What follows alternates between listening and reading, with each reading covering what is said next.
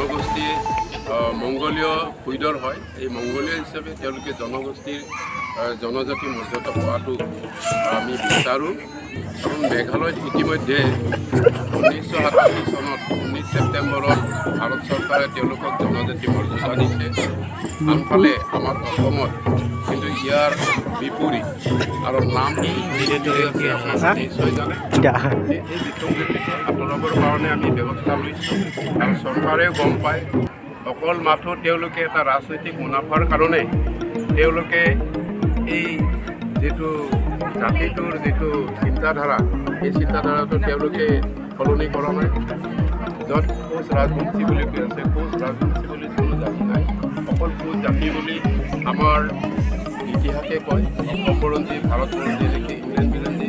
আনফালেদি যদি আমি লোকপিয়ললৈ চাওঁ, ভাৰতৰ লোকপিয়ল ব্ৰিটিছ দিনৰ 1891 চেঞ্চাছ, 1872 চেঞ্চাছ, এইবিলাকত গোটেই কোচ হিচাপে আছে আৰু 6টা ভাগ আছে কোচৰ আদি ভাগ।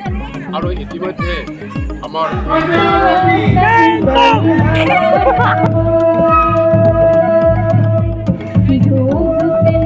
হয় নিশ্চয় আমি ৰাইজক বুলি নহয়, আমি অসম চৰকাৰ তথা বিচাৰোঁ যে যিহেতু উত্তৰ পূৰ্বাঞ্চলত আমাৰ তাহানিৰ পৰা কোচ জনগোষ্ঠী নামেৰে যি কোচ জাতি আছে, সেই জাতিটোক আমি